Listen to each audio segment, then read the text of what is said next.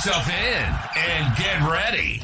The leaders in NBL Supercoach are incoming, giving you the ultimate insight to help you dominate your mates and climb up the rankings. You're now listening to the Insight NBL Show with your hosts, Matrix and Hammer.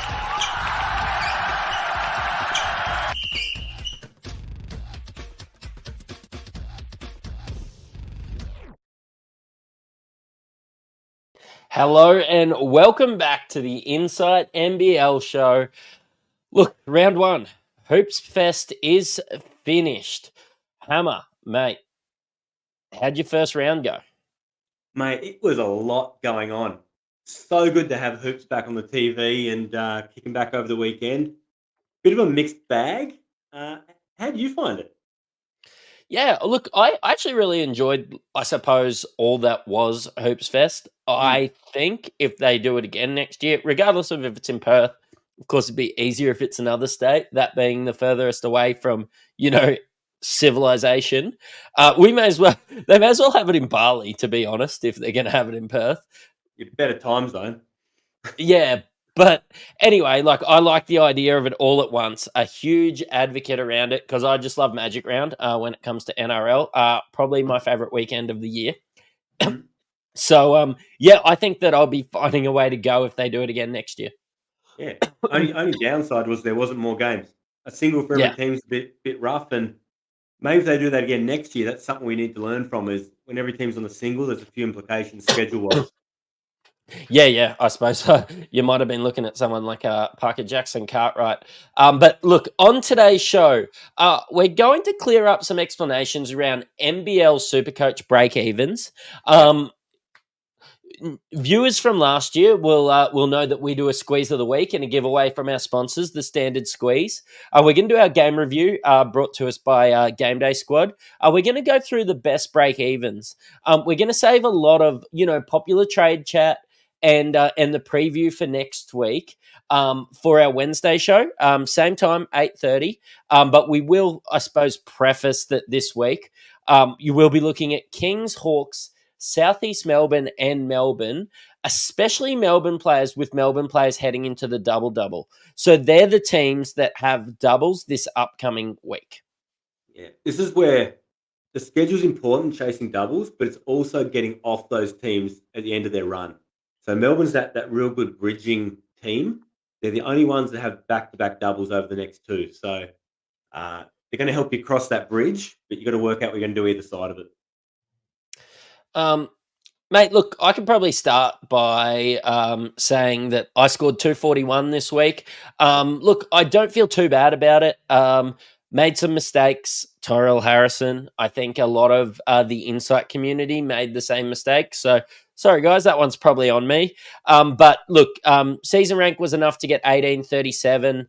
Made a really good call in days and ended up sitting Cam Oliver. So, there was some interesting things that happened, and I had some raised eyebrows for that one, but it turned out for the best. How'd your team go, mate? Yeah, mate, you've done well.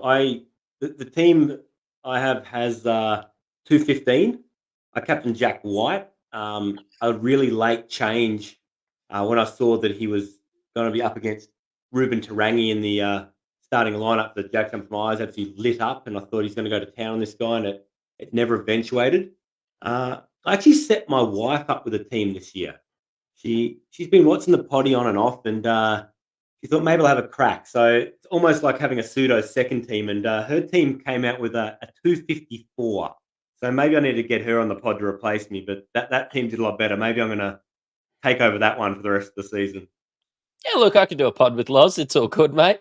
But look, maybe we should head into our squeeze of the week if we're talking about huge scores. As always, it is brought to you by the Standard Squeeze every week. Well, look, we try to get sponsors that give back to our community as well. So you can win a 4-in-1 pack or some of this collection over my shoulder here, some of these Standard Squeeze packs. To make sure that you're not breaking your glass bottle should you go camping, should you go to a mate's place. even just make sure that you pour the perfect nip so that you know how much you're drunk. There's plenty of fantastic offers over on the Standard Squeeze, and you can have 15% off us. Just use code IFS15. But the winner of the Squeeze Pack this week, with an absolutely huge score of 277, and he's into 4th overall, is Gavin, owner of the Flint Tropics. Now, what sorted the boys from the men here was Gav captain Parker Jackson Cartwright. Huge pod. He still managed to have days, have Illy. He had White, which most of us did, most serious super coaches do, and Cam Oliver starting, with Ulbrich, Henchel, and Rob Lowe rounding out his high scorers on the bench. Look, huge congratulations to Gav. We hope that you can hold on up there near the top of the leaderboard and get in contact with us for your squeeze pack or 4-in-1 through any of our socials. Yeah, 277, massive score. And by the looks of that squad, outside of Parker Jackson, there's one trade. He's pretty set up for the next couple of weeks as well. So maybe we got the front runner again. Yeah, absolutely. We've got some guys really set up, and I suppose he's got the flexibility to go from Parker Jackson Cartwright. Look, some really good chat in the stream team here.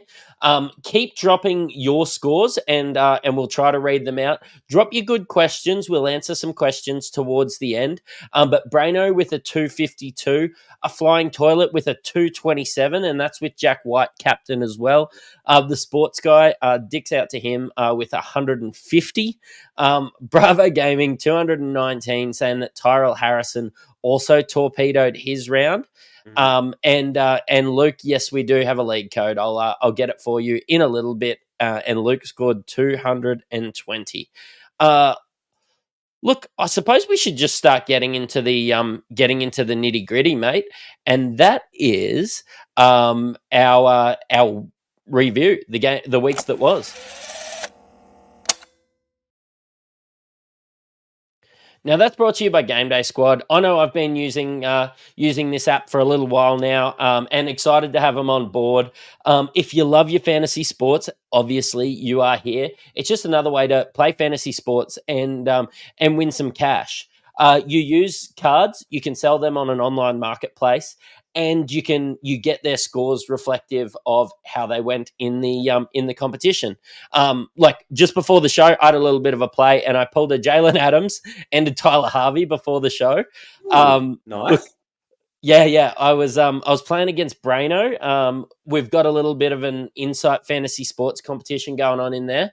But I beat Braino with my gold Willie Magnay, Deli, and Cotton. And I played a bronze Jalen and a silver Matt Hurts this week. So get free packs, use our code IFS50, take us on. Look, get some free shit on us, and just get involved because it is a lot of fun. Yeah, hard not to get excited when you pull a golden willy out of a pack either, is it?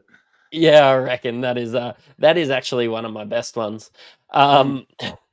But mate, let's head into the week that was, and the first one that should be spoke about is Melbourne United versus the Tasmanian Jack Jumpers.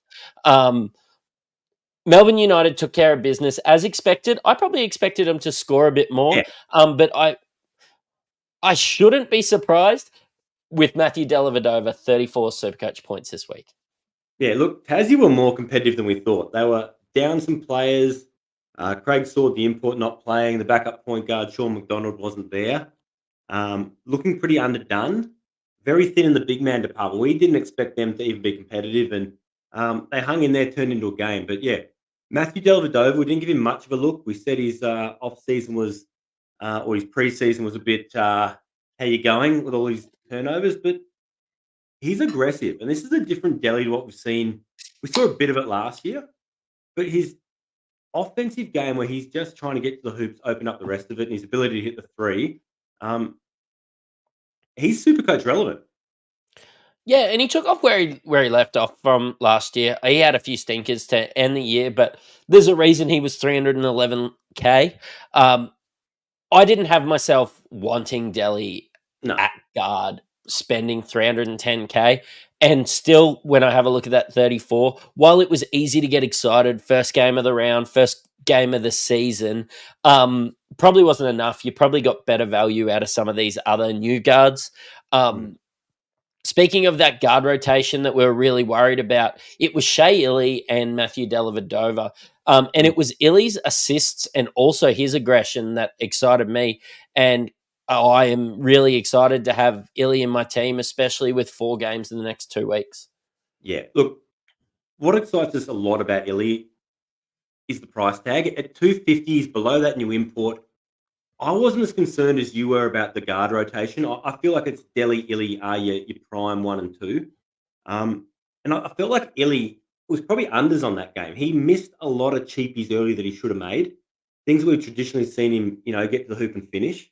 I'm confident this is probably where he's at, that sort of low 30s most weeks. What we did see, though, was Chris Goulding come off the bench, play very limited minutes. He had some kind of illness hanging over him. And they started with the import, who's normally the 6th man of the year in your man. Ian Clark. Look, is he relevant? He wasn't great. No, I don't think anyone outside of Illy and Delhi and probably that center and forward, that center and power forward rotation are super relevant. Yeah. I really look. Jack White didn't have the best game out there. Underwhelming. Yeah, it was underwhelming, but we saw what he could do during the blitz. I'm not hitting panic stations. I've had a few people in my DM saying, is Jack White a trade out? Not with 4 games in 2 weeks. And if you bought anyone else without this huge name for $230K and he got 19, he covered his break even. So yeah, look, 19 was the break even. There were a few awful turnovers. He probably missed a few that he should have made. Like, you could easily see that being a 26. And that's covering probably looking up towards like a 290,000K player. He showed potential, but it just wasn't his night. Some of the rebounds that he went for just didn't fall his way. They looked a bit of a mess at times. Look, I'm not overly concerned, but I'm not overly excited either. Rob Lowe got me going, though, in the first few minutes. Yeah, he was great in the first couple minutes. I put out a tweet, and I want to preface it that it's nothing against Rob Lowe and his age, but I think Marcus Lee is a better player. I just think Rob Lowe's game is so much more Supercoach relevant and Supercoach friendly, which is making Marcus Lee extremely hard for me to get excited about. But Rob Lowe, in that amount of minutes, it's almost a clear minute split. I think he played 19 minutes. Yeah. Yeah, Rob Lowe with the 25 points. I could get around that. Yeah. See, I just really think it's his ability to stretch the floor that's really attractive to Melbourne. It's going to keep him out there. And the rest of his game is a lot more solid than we've ever really given him credit for. He does rebound well in the minutes he's out there. We've seen some of the bigs struggle too, with a lot of teams this year having really mobile bigs or undersized bigs. I think Rob Lowe is going to be good in that regard. Marcus Lee is really a glorified role player. He defensively fundamentally strong, but his offensive game is very, very limited to catching a couple of lobs and putbacks. He's not going to put moves on you. He's not going to shoot it. So I think when you're putting him out there next to a Jack White, you're probably better off giving Lowe the minutes to space the floor. So look, Lowe's a great pickup for a lot of guys who had him. I think he's 170K price tag thereabouts. He's more than covered. He's got a pretty low break even this week. Marcus Lee didn't look great. He padded his stats late to make it half respectable, but we called it earlier. I think we're going to be on the money saying it's going to be almost a 50-50 minute split here. Yep. No, I'm with you there. When we head to the Tassie Jack Jumpers, you have a look at Milton Doyle with that big 41, the top scorer in this first game. Was really good. Kept them in it. Put him on his back at times. Yeah.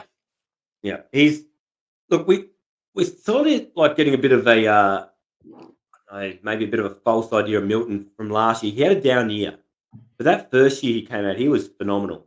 He's got a pretty hefty price tag up in the 300s though, and when you compare it to some of the other guys, like your DWJs, your Jalen Adams, those sort of guys, he doesn't strike you as going out there and really doing it every week because he hasn't in the past. He's picked his moments, but maybe every week now is his moment, given the roster they've got. He's going to need to because that third import doesn't look like he can score. Uh, the the Garden Gnome's a bit streaky, so Milton Doyle might be a play this year. We've talked about the schedule before being a bit up and down and sparse, not a lot of runs for the Jackies. So there's that concern. But look, the one for me was Magnate. He ended up actually putting together an okay score after a pretty ordinary game. He didn't play well, few offensive fouls, didn't get some of the normal stats he gets, but it just shows you how quickly he can accumulate stuff, even on a rough night. Yeah, and like why he piques my interest is that forward center eligibility as well. Mm, He's probably a guy that should genuinely be center only, but yeah, Supercoach has got that wrong. But yeah, look, he can accumulate those points in a hurry. He was pretty good. He probably spent more time face down in the pine the yeah. last 3 minutes than he did standing up. We've He's got not that. used to playing that many minutes. We've got that concern now too. He hit the pine that many times. He's hit his head late and gone off, and we've seen how onto it the league's been with these concussion protocols. I haven't heard anything yet, but keep an eye on the news. Not that he's really particularly relevant this week, but he may be sitting out, and the Jackies will be in all kinds of trouble. They didn't play Gorjak Gak. We picked him early in the preseason, thinking he might have a breakout year. Seems to have fallen very much out of favour with Scott Roth. They went to Krislovich, and they went a bit of Majok Deng small ball at the five. They're really limited though at the five spot, aren't they?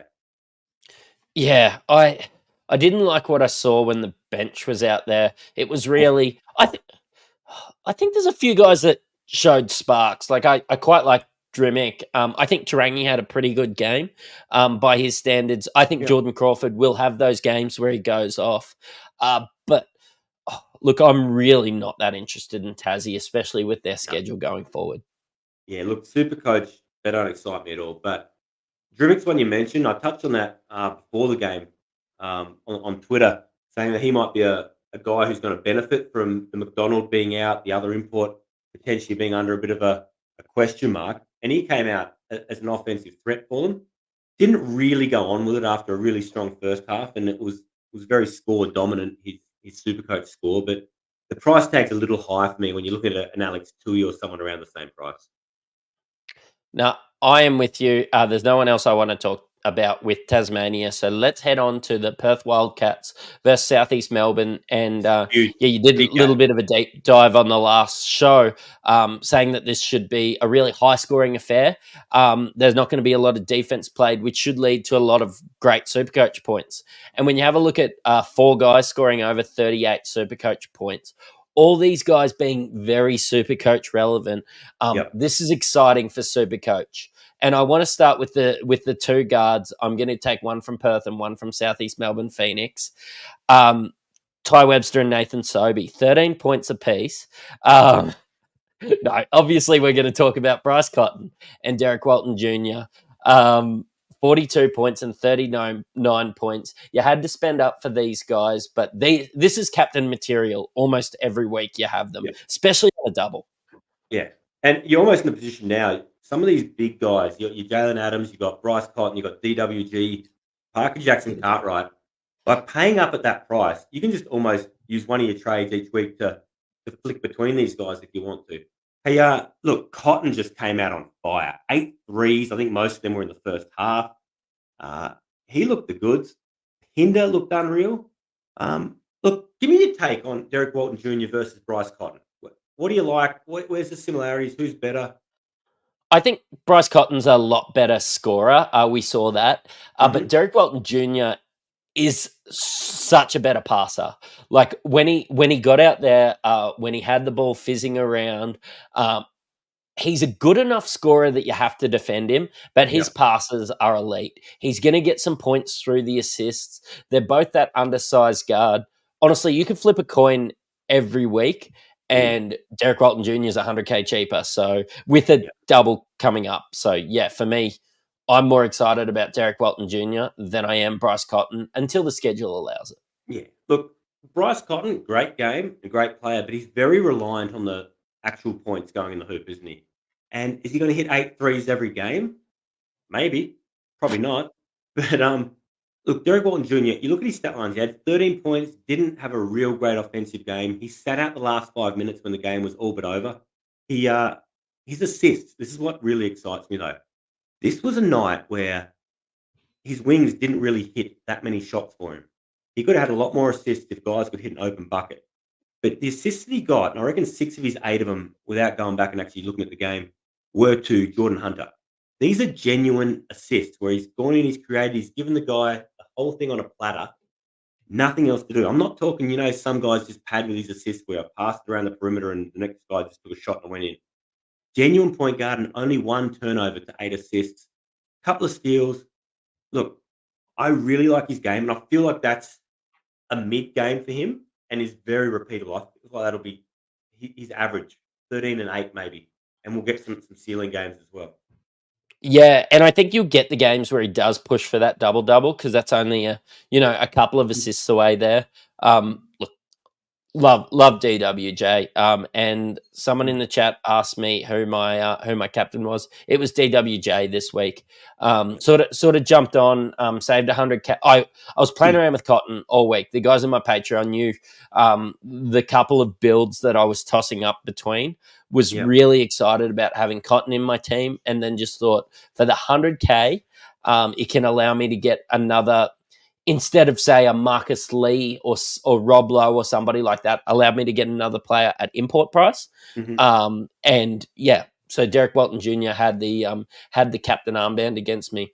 But one of the guys I was looking at for that 277K was Matt Hurt. We were really excited about him in the preseason. The blitz happened, and we sort of went lukewarm on him. Well, he was good, wasn't he? We didn't see a lot. He had that finger injury or something like that. And we called on him a lot, but we were excited about his G League stats. We were excited about his forward centre eligibility. We were very excited about his role in that team, being the starting power forward and the backup centre after Jordan Hunter. And all our reason for getting excited sort of really showed as probably genuine excitement on the Friday night when these teams played. He was sneaky though. Like, it didn't hit you in the face that he was out there, dominating. And all of a sudden, he's thinking it towards half time. He's just about at a double-double. Ended up, what do you have, 13 and 11 or something for 38 Supercoach points? He was good. And once again, I feel like that's a pretty mid-level game. And in this league where we have a lot of undersized bigs, his ability to stretch the floor and play up to centre in certain matchups, he's going to be a player. Absolutely. A guy that also, I wouldn't say that Pinder had a quiet game. He had a loud game. He was out there. I don't expect him to hit. Would he hit 4 threes every week, being your starting center? But he was elite, and this was. I think a lot of people were disappointed from the Pinder that we got last year. But when you had a look at his averages, he scored really well. He just didn't string them together for Supercoach, did he? He had a lot of up and down games. It wasn't quite what we were expecting when he came over from Cairns. That last season in Cairns, he was big. He was pushing 50s some nights. He was the man on that team. And look, maybe it's taken a year to acclimatise or get used to the chemistry on that Perth Wildcats team. But look, even with a lot more talent on that team this year, he's looking good. And he really doesn't have a lot of competition at the 5 spot outside of Almanza. Yeah, that's true. And they sort of showed that Almanza is going to play those, I think, just spot minutes at this stage in his career, much like Saar did. And he probably played less than Saar did in this one too. Yeah, he had the 14 Supercoach points, which has rewarded the guys who had him on the bench at that next price of 115K. 14's pretty solid production for now. Enough to hold through the next couple of rounds without having to rage trade him or anything. And they do have that double coming up in round 3. Is there anything else out of this game that you like? What do you think of Wisekamp? A few people have picked him in their squad. I can't believe that you haven't talked about the greatest Supercoach cheapie of our generation in Ben Henchel. Well, before we go into Henchel, is this probably the time to talk about the Henchel rule? That is actually a really good time to talk about the Henchel rule. So, when it comes to Supercoach break-evens, your last 3 scores accumulate your price rise. Makes sense, nice and easy. Now, it's exactly the same in the other Supercoach sports. But what you don't get in the other Supercoach sports very often, apart from maybe BBL, is when they play 2 games in a week. So Perth goes 1 game week 2, and then 2 games week 3. Now, how is the scoring? How does his break even work, Hammer? Look, the break even, like you said, is calculated off your last 3 games. So what we're going to see here, he's come out and dropped 27 Supercoach points off the bench. He's the second coming. He's the Messiah. We're all really excited about him. And then all of a sudden, reality hits us. And we realize that 27 Supercoach points is going to drop out of the equation, isn't it? Yeah, because it's your 3 most recent. So Yeah. he won't hit his 3rd game on a single. No. So the original score drops straight out, which is devastating. And it's something we're going to talk about with Lat Mayen as well. It's just a little bit of a buyer beware if you don't own him. I think at 69K, it's less buyer beware.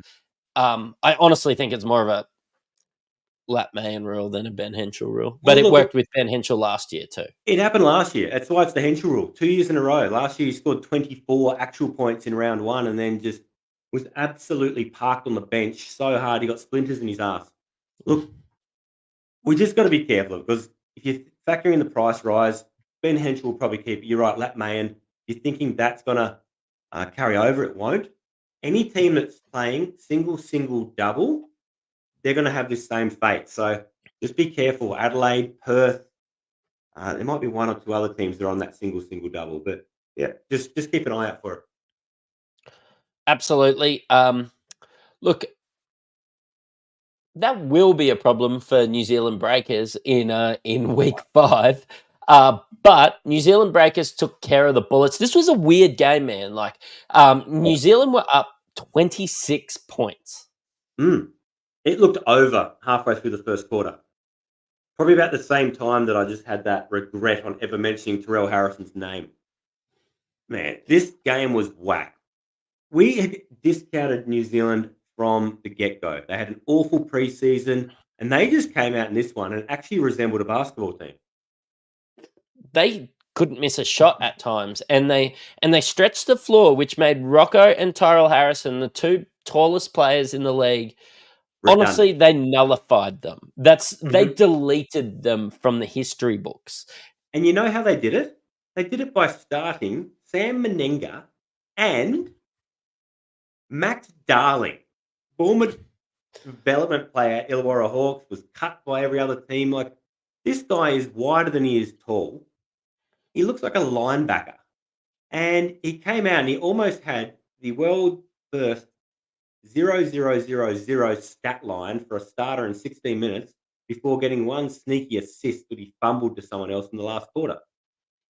Man, our 2 guys, Rocco and Terrell, were made to look like bums. They did. I do want to say that it's not a panic trade out. They're not gonna. Probably a rage. They're not gonna. Yeah, there could be a rage trade. They're not going to be against teams without a center again. Look, Max Darling was running cardio out there, but Tyrell Harrison, I don't think we'll ever see a game again where he has 5 turnovers. He was forcing it. He was frustrated, and it would have nearly been better for the Bullets at times had he not even been out on the floor. Yeah, look, they didn't have an answer, but the whole of the Brisbane squad were pretty ordinary, weren't they? And it wasn't until late that they made some kind of weird run with their bench that made the scoreline look half respectable. We've seen during the week the coach, Justin Schuler's come out and he's labelled that whole performance pathetic. Do you think they bounce back, or have we got some serious structural problems here? I thought we always had serious structural problems. I expected them to be one of the worst teams in the league, and this is coming from a Bullets fan. I do think Josh Bannon makes the world of difference to this team, though. I think Josh Bannon is probably their best player outside of maybe Tyrell Harrison. Josh Bannon is great. He'll be great for Supercoach. He'll be great for the Bullets. A bit of a team guy as well. But yeah, look, realistically, it's not looking up for the Bullets because New Zealand they were expected to be pretty ordinary as well. I know we didn't talk much about New Zealand, but that was because they weren't Supercoach relevant. No, that's true. And we're probably comfortable in saying that Parker Jackson Cartwright was always going to be a stud. Bolden showed again why we're so off him. He was a bum out there. Menenga looks like he's got a role there. We know Freddie Gillespie didn't play, and we've been pleasantly surprised by that second import, Matt Mooney. Hey, going back to Terrell Harrison, do you think other teams are going to catch on to this small ball versus the Bullets? And like he's got some opponents coming up. Like round 2, plays Illawarra. They're big across the board. Sam Froling's there. Probably a better matchup. But then you look after that. They've got Sydney in round 3. They play very small ball, incredibly mobile. Cairns in round 7. They're mobile. Perth in round 10. They're mobile. Is this a case of we need to really consider the matchups with this guy? Yeah, I'm starting to think that, and not because it was something that. Look, I did actually speak about the fact that if they stretch the floor and Tyrell Harrison gets played off the floor and gets made, that's the only reason that he wouldn't be a good captain option this week.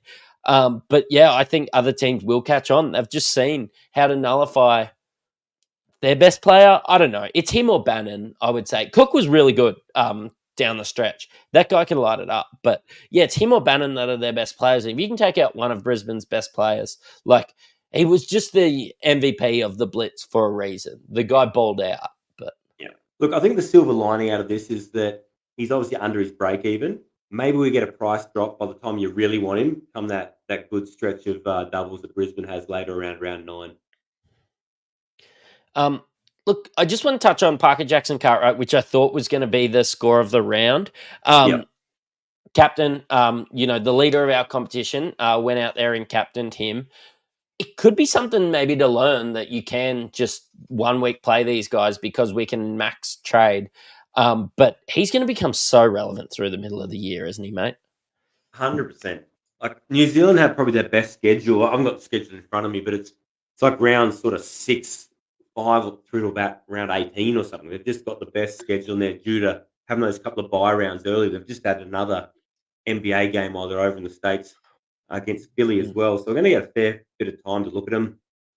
They're going to get some more time to build some chemistry. I saw a lot more promising signs from them in this game to think maybe they're not going to get blown out. They're going to be competitive. And Parker Jackson Carr, it's his team, isn't it? Yeah. But we don't need to panic about these guys because we're going to get such a look at them before we get that price rise. But Parker Jackson Cartwright could be a 1 week captain on any double. And we need to remember, he's probably a lot better this year. He was in this weird situation last year where I don't even know what the intent was, whether he was meant to come in as a 6th man because they had Will McDowell-White and all of a sudden he was too good for that, or the injury just, whatever it was, you had this weird relationship, chemistry, role with Will McDowell-White in and out of that squad. And now they've decided you're the man, your team. I'm going to think his opportunity and his numbers are going to go up even more. Yeah, you can put him in the, I suppose, the same conversation as your Jalen Adams, top scorer for this week. Parker Jackson Cartwright. All these little guards. Bryce Cotton, Derek Walton Jr., they're the 4 probably for me. But mate, the Illawarra Hawks will be extremely Supercoach relevant. They're heading into a double this week. They really took care of the Cairns Taipans 102-75. Our boy Darius Days, 43 Supercoach point. Mate, tell us about it. Yeah, talking of our boy, where's Filthy Phil Unfiltered and the Flying Toilet? I'm waiting for an apology. We said Darius Days was going to be legit, and he has come out and done even more. They're a big starting lineup across the board. They just looked imposing, and Darius Days is a unit. He just went out chasing that ball. He got every rebound, almost double-doubled in the first half. Looked a little rusty offensively, but you could see the intent was there, and he's only going to get better. Yeah, I probably maybe like they scored 100 points, great, but probably something relevant of the rust is the fact that Darius Days, Lockie Ulbrich, and Sam Froling were the top scorers, and that's your power forwards and your centers, and they all just got it on the boards as well. If there was a missed shot, if there was any any rust. They were a lot bigger than even like Tanner Groves was fine, but all these guys were bigger, better rebounders than the Cairns Taipans in this one. Yeah, look, I'm really excited about Illawarra. We knew it was going to be a tight rotation, and it played out exactly how we thought it would. I think they played 8 deep, but only 7 probably played meaningful minutes. Um, that big man rotation, though, is something we've kept an eye on. I'm just bringing up the box score here. Trying to look. Darius Day's 28, Rolling 27, Aldridge 20. So that's what, 20, 50, 30, 80. About 80 minutes between those 3 guys, which is the 4 and 5 spot, only plays 80 minutes. So we were right. The 3 of those guys are really just going to rotate through those spots, which is perfect. You can rely on them game in, game out to play minutes. You can hold them Yeah, all. and you can hold like Lockie Aldrich at 121K. You are gonna take that every single week, aren't you? Yeah. So he came out with 32, doubled off the bench, only 20 minutes of court time. We've got an article up on our Patreon with all the best break evens for this week. He's coming in with a break even of about 1, I think, from memory, Yeah. over a double game week. He's going to be, well, he already was must own. He's the most owned in the competition at over 50%, but this is probably a cash cow this year. Yeah, absolutely. Sam Froling, I suppose you were paying maybe for a 32 and he got a 28. You're not going to be too disappointed. And The around that guards, 350K mark, yeah. there's probably better options to spend that. Tell me about your boy Davo. What happened? Look, I was actually okay with the role. I just genuinely think he didn't have a good game. Some of those turnovers, he's had some really good flashes in the blitz and in NBL one, and even last year he probably wasn't even expected to play. He's earned that role. He's come out and honestly, his eyes went wide, and he just really didn't look up to it in this one. He was still one of the first guys off the bench. I Yeah. still think that you should hold Davo Hickey. Yeah, I think at that price you can. Give him at least the double this week to assess it. You know, one hot day doesn't make a summer and one bad game doesn't make a season. But look, I didn't love what I saw. He came in 6 minutes going in the first quarter along with Lockie Aldrich, the first 2 off the bench. And then he only really played about the 6 or so minutes in the first half. Had a few turnovers, looked like he was trying a bit hard at times, but he did us a favour and he padded his stats late to get above his break even, which was very well received. Yeah, absolutely. And I still think he's going to be a better buy than someone like Young Lee Yeah. with the 22 Supercoach points there. He's incredibly streaky. The only ones I really wanted to touch was maybe Tyler Harvey. 280K was pretty Supercoach relevant. Yeah. I don't know, it just feels like he shared that role and just dumped it off to these bigs, which is great. That's probably what you want for your point guard, but not what you want from your point guard in Supercoach. No, and it's hard now looking at the way they played. I couldn't tell who the point guard was. Him and Kel playing together shared it around a bit. From a pure basketball perspective, I didn't mind it at all. Kel seems to do what needs to be done at that time, and I feel because of that he's going to be a little inconsistent for Supercoach. He's not going to force it. Great from a team perspective, but I mean, if you own him, you want him to force everything. So, look, I'm not overly keen on the guards. Huge on the bigs with Illawarra. Yeah, absolutely. Look, a team that I couldn't be less interested in, which was probably, I suppose, evident in our season preview when it come to the Cairns Taipans. I was only interested in Taron Armstrong. He didn't play. Look, 2 guys got over 20, and that's Rob Edwards and Tanner Groves. I'm not looking at any of these guys. I'm sorry. The only one that was sort of a bit of a bright spark in an otherwise dismal showing was Tanner Groves. I liked what I saw there. Armstrong, we know he's out, and that team looks lost without him. The other one that they're without is Jackson McCoy. 58,000 could be a really sneaky downgrade option at some stage. We still got a bit of time before the price rises come in for him, but could be a cash cow. But yeah, Tanner Groves was the only one who impressed me. But as much as he impressed me, I was absolutely disgusted by Pedro and Rob Edwards. Not feeling either of them. I'm not going to vote for Pedro. Yeah, I won't be voting for Pedro. I thought Rob Edwards might have had a better outing. I thought he might have went into the 30s with Taron Armstrong there and really, I suppose, been trying to force the fact that he should be the starting point guard in this team, but he's not. He's just a guy that's coming at import price. Yeah, definitely not your guy. I don't think he's a point guard's asshole. I think this guy is a scorer. He's really good at that. I think when you're playing him out of position without Armstrong, it takes away from all the good parts of his game. So I think he will be better with Armstrong, but I don't think he's super coach relevant. I think he's purely a scorer, and he didn't even do that well in this game.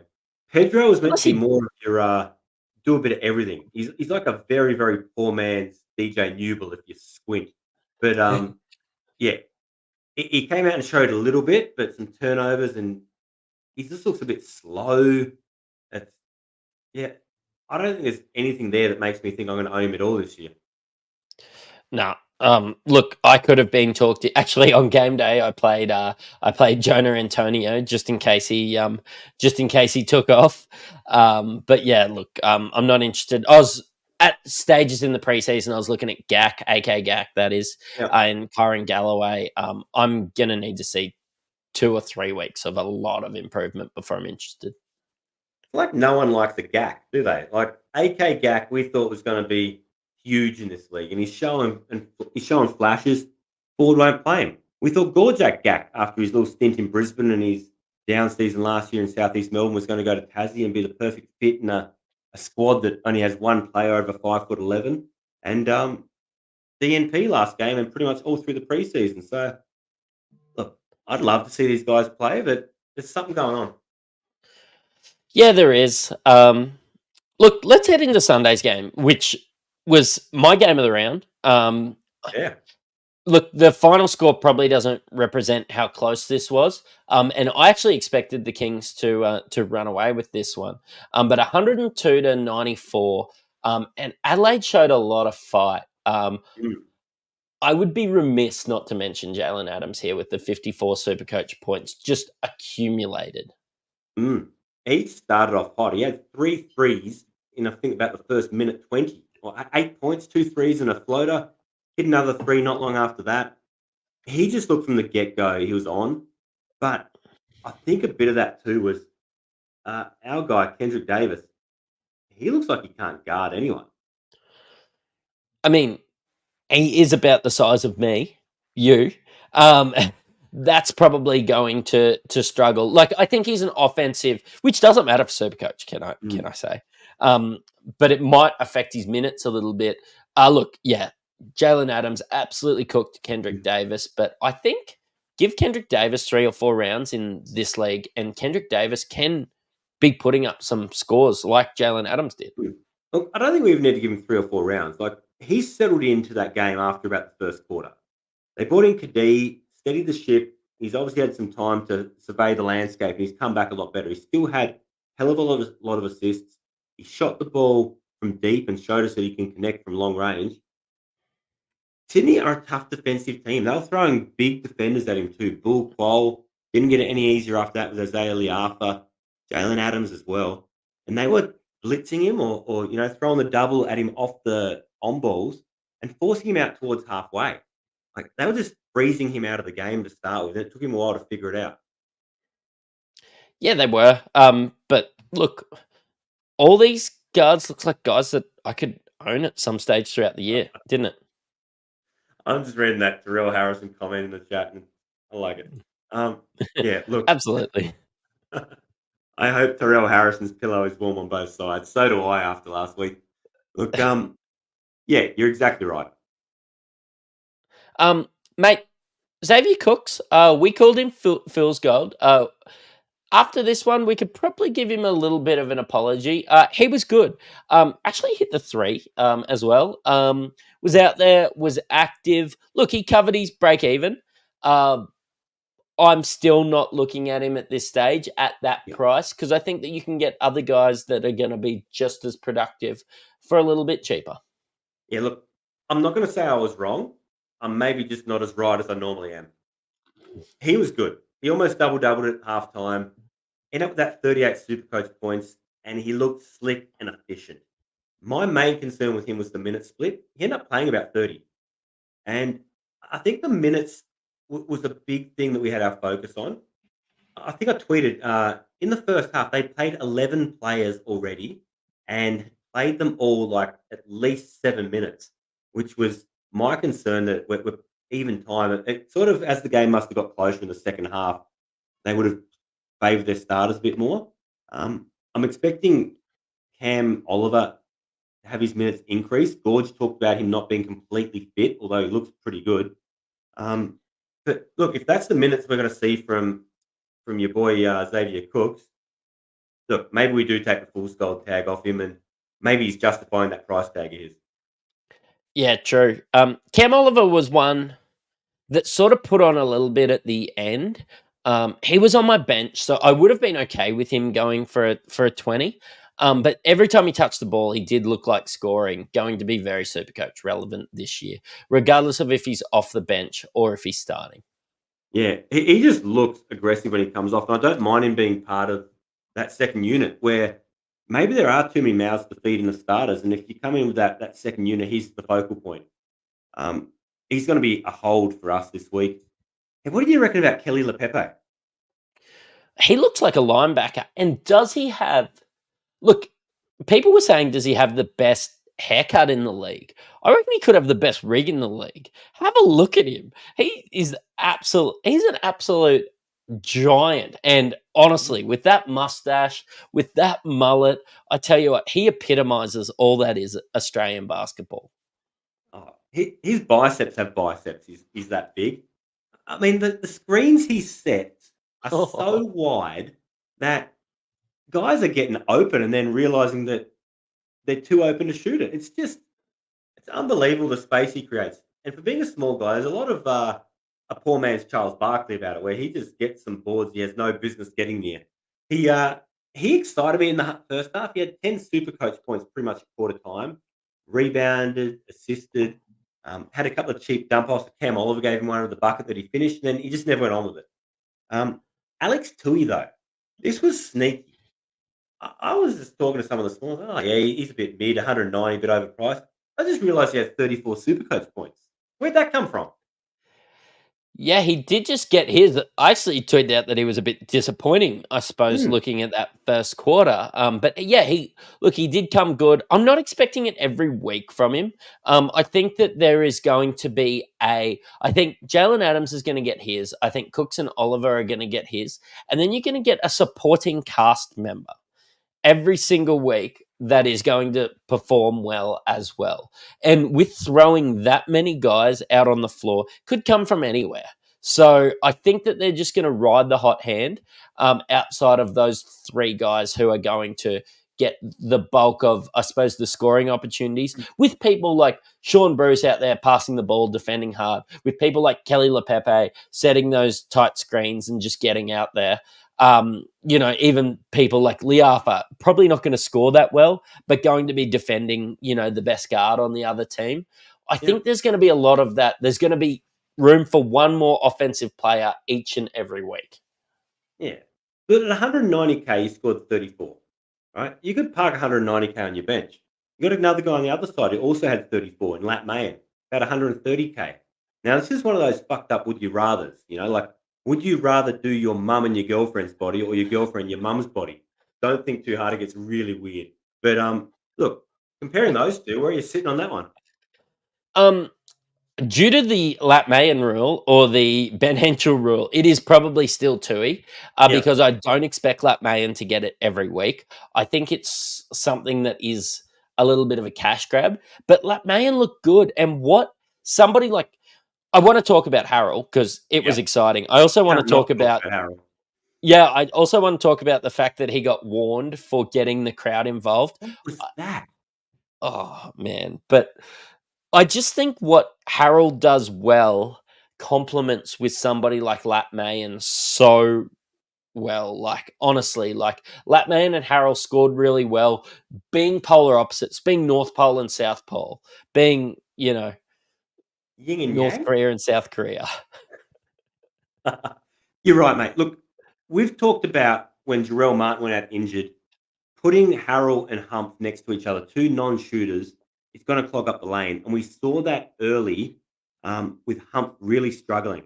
So I would not be surprised if all of a sudden Montrezl Harrell becomes your starting five and they continue with Lat Main, at least for now in the 4 spot, because his ability to shoot, his ability to guard some of those smaller fours is really going to help that team with some spacing. You can't expect Trez or Hump to have room to work with the other one clogging up the other side of the lane. It really doesn't work with the Twin Towers. Look, I'm hearing you, but I also see Hump as a borderline franchise player and Harrell somebody that allegedly just signed a 4-week contract. Like, I'm just not sure I see it, and I'm not sure I see them, I suppose, pissing Hump off. Yeah, but Mike Wells, he didn't recruit Hump. He recruited Montrezl Harrell. That's his boy. Yeah, Like true. he doesn't have the history of this team, and we know the Sixers have never been good about looking after their own. Just ask CJ Bruton, just ask Scott Ninnis, just ask Joey Yeah. Wright. Like they got a history of pissing a lot of people off. So I don't think that's going to be an issue for them. True, you could be right. Mate, I just love Harrell. I just think this is. Do you think this is ceiling or this is just scratching the surface? This double that he scored. I think it's mid. I think he snuck up on teams who probably weren't prepared for him to be as at the level he was.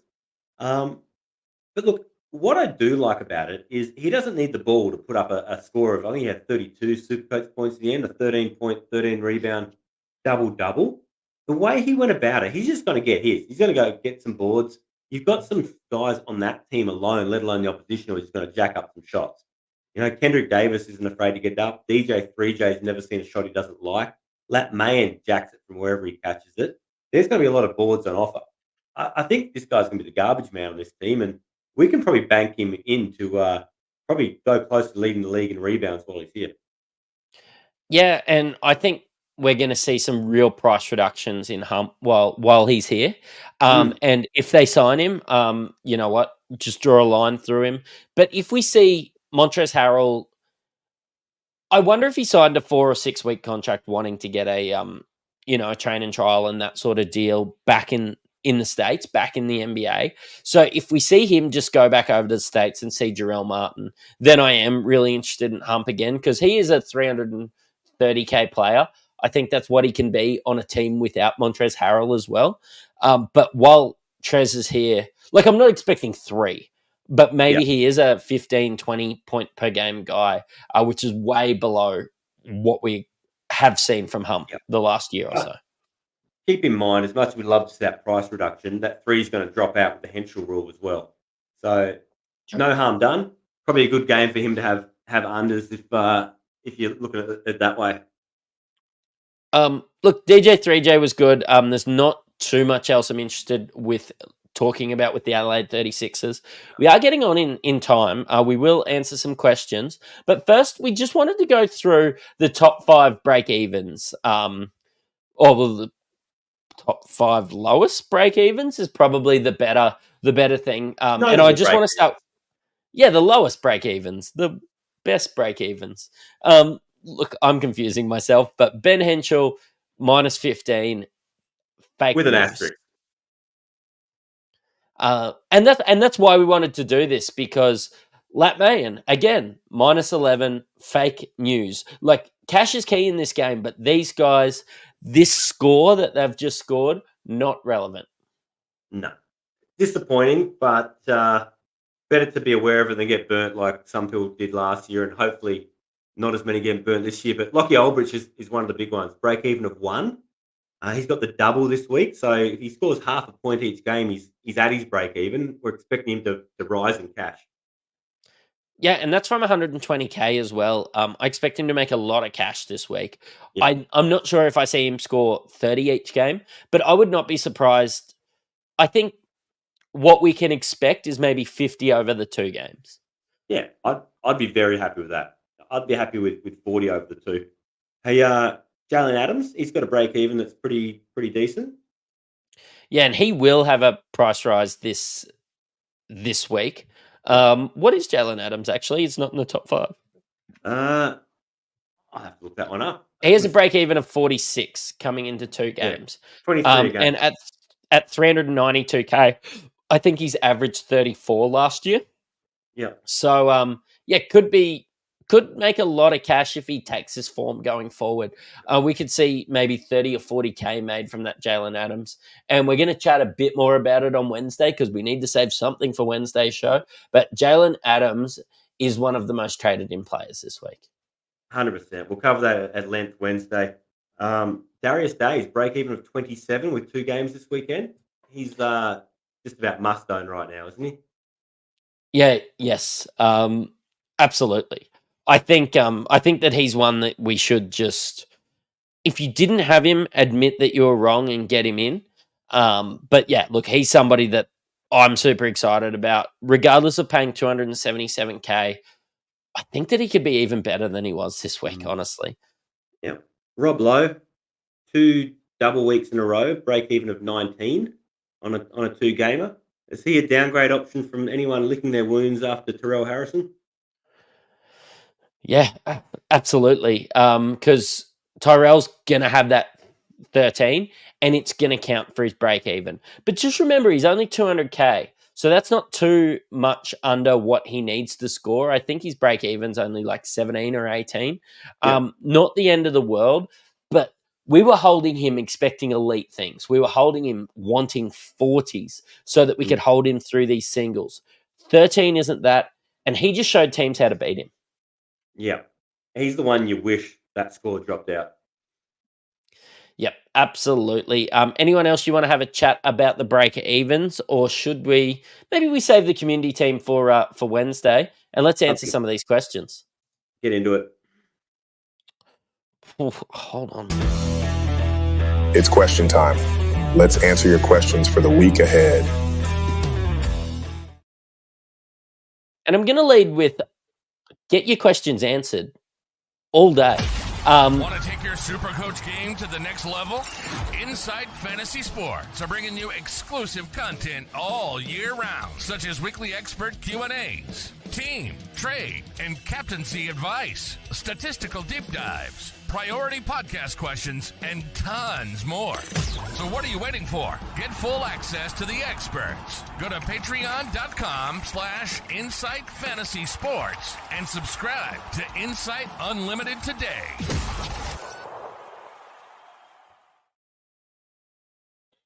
And to click us off is Braino, host of the NRL show, and what he's got is concerns about Lat Mayen being so points heavy with his scoring. Worth a look ahead of doubles, even if his first score drops out of the break even.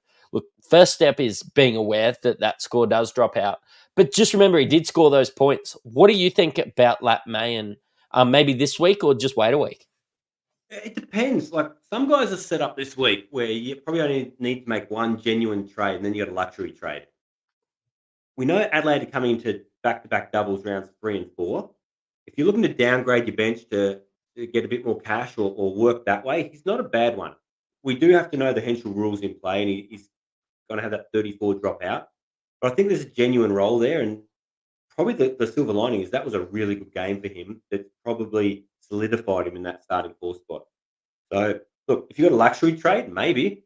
But you've got to remember, as we get to rounds 3 and 4, when Adelaide and Cairns hit the doubles, you're going to want to transition away from your Illawarras, your Sydneys, those sort of teams. So, something to think about. Maybe a bit of pre-planning. Yeah, and maybe some pre-planning around, I've got this player from Illawarra. I want to move him to Lat Mayen. Should he perform this week? And draw a line in the sand. If you think that 22 is the point that you want to get Lat Mayen this week, mate, draw a line in the sand. If he gets 22 this week, get him the week after. Mate, Matty Granger's got a good one. Is Adams making 30K too hard to turn down? Thinking of trading Derek Walton Jr. to him. I might grab this one real quick because I am a Derek Walton Jr. owner.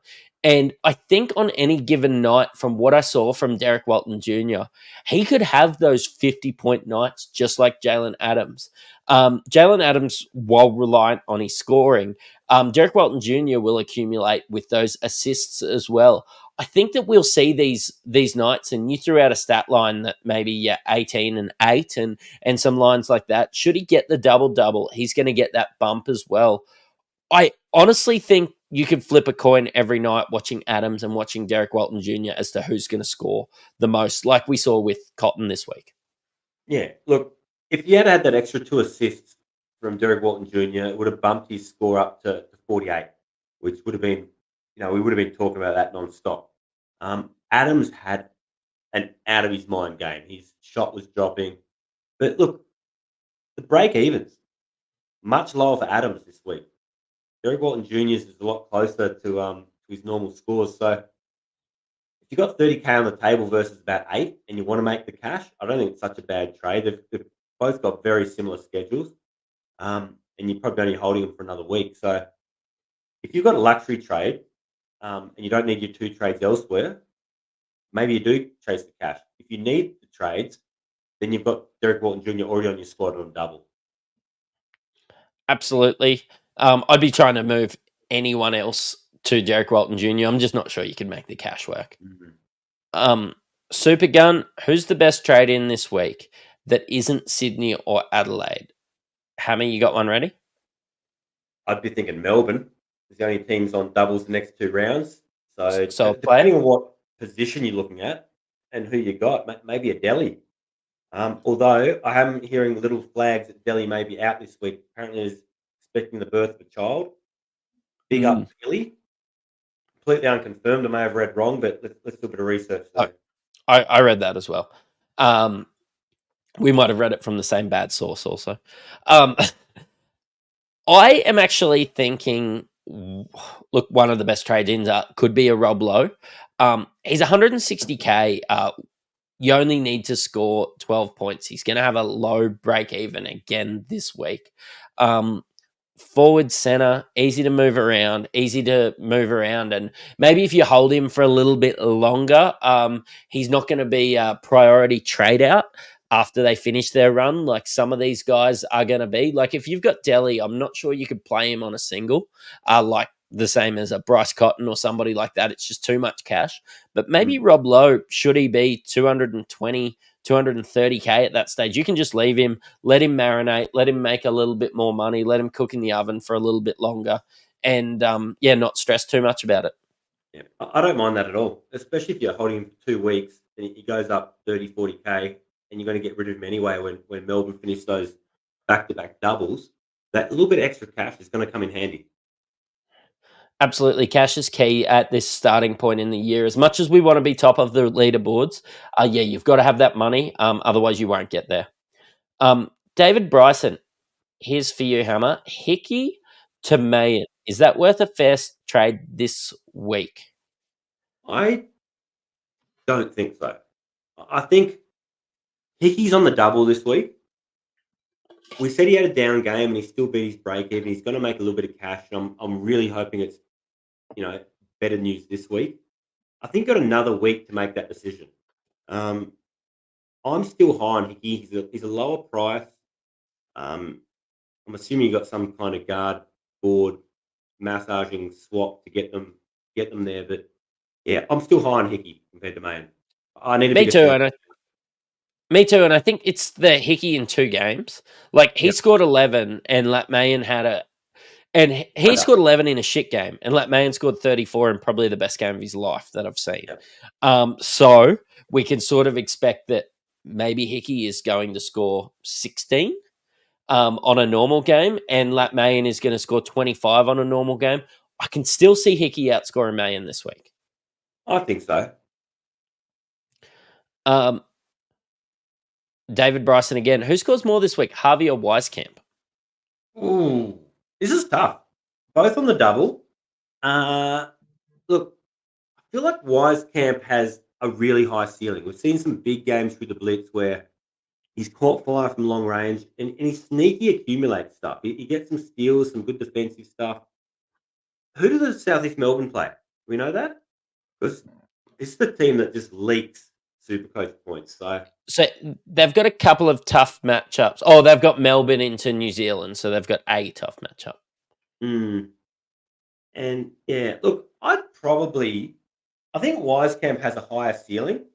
I think Harvey is just surrounded by a good system, and he seems content to pick his moments. But it'd be a flip of the coin. I don't love either of them. I think if I had to choose, I would go Wisecamp. Not so much against Melbourne, but it's in that New Zealand game where it'd step up. Illawarra are playing Brisbane, which of course is juicy. But they're also playing Sydney this week, which is we've just seen could be quite a bad matchup for guards. Kendrick Davis, we saw struggle in this one. So, and we see Wisecamp coming against Melbourne United.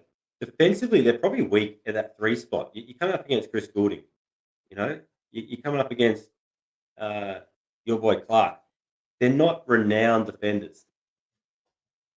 how's This guy's Ian got Clark some my white guy? length, right? How is Ian Clark my guy? You love him. The way he's Sure. talking about him. The sports guy's got. What do I think about having Ulbrich starting and having White on the bench? I still think I would be going White. Yeah. What have we got? We've got him matching up against Matt Hurt and the smaller guys like a Matt Mooney or somebody like that at New Zealand. I don't know who New Zealand plays in the 4 spot. Are they going to go with the round mound of rebound and or the donut guy? What's his name? Max Darling. Or if Gillespie back, do they put Bolden to the 4? Look, I'd be going Jack White. I think a starter who probably had a down game last game, minus a few turnovers, you could bank him in for 25. Like we said before, Ulbrich is 32s. He got the double-double. It was in junk time. I think White's the safer one and has a higher ceiling. I think the ceiling on Jack White is higher than the ceiling on Ulbrich. And I just see we're not going to be able to get to all of them, but I just see a similar question. Playing Ulbrich over a Magnate on a single, I think I prefer, but I think I would be trading Magnate. I think I'd just be trading Magnate out if I'm in this situation. You're going to have a lot. Look, you can go Magnate to a lot of really good players. Like think your Days, think your Matt Hurts, Jack Whites if you don't have him, all the way down to LePepe, like Cam Oliver's. Like I don't think Magnate's must have to hold. No, I don't think you can hold that much cash on your bench either when there's such premium guys on doubles this week that you could be starting. Callum B's got one. I like Rob Lowe, but I don't think Jack White's a trade out. So not really loving that. I think the only reason you would trade out there is that there's just so many good power forwards on offer this round. Thinking Cam Oliver, Darius Days, guys like that. The kicker is your Jack White is the only one of those who's on a double rounds 3 and 4. Yep. Or 2 and 3. Yeah, no, I'm with you there. Christian's got Wieskamp in for Davis. Good. No, I just think Wieskamp on a double is still going to outscore. He didn't score that bad. 24 points, 277K. Look, I'm okay with just holding Wieskamp. Davis, you can just do this trade next week. Yeah, I think what he's saying is bring in Wieskamp for Davis, which I do like. Oh, yeah. Actually, I don't mind that. Sorry, I thought the other way around. Yeah, that's cool. Yeah. Tui and Lowe on the bench, they're both solid bench options. Both scored well. Yeah. Both got a double this week. Yeah, and good. Like cheaper guys that should produce should still hopefully get you that 20 odd points once halved. So, yeah. Mate, is there anything else, or can I see you on Wednesday? I would love to see you on Wednesday. I thought you'd never ask. No, sounds good. Look, thanks guys. Thanks everybody for popping in. We have been trying to get these shows closer down to an hour. We will be doing our preview of the week upcoming. Get into our Patreon if you've got any extra questions that you need answered during the week. You've been writing articles after every round. Look, my summary on our socials is just really scratching the surface compared to you doing your write-up every week of your thoughts of the break-evens and the games going forward. So get involved. You can join as a free member just to see what it's all about to start off with. But look, mate, heading into Wednesday. Yeah. plenty of questions we didn't get to tonight. Throw them in the Patreon. We'll get on tonight, tomorrow, and answer them all there. Look, a flying toilet says, how about Norris? That was fantastic start to finish. I tell you what, that was an absolute rip snorter. But you've listened to an Insight Fantasy Sports podcast. Cheerio.